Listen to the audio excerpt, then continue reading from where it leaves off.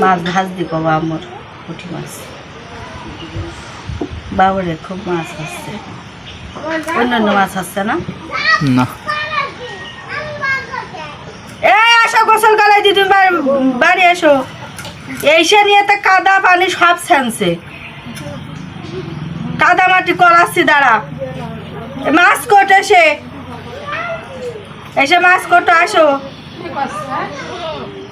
ওই যে কাদা মাটি ছানছে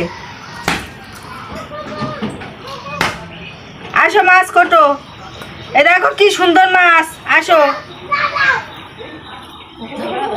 হ্যাঁ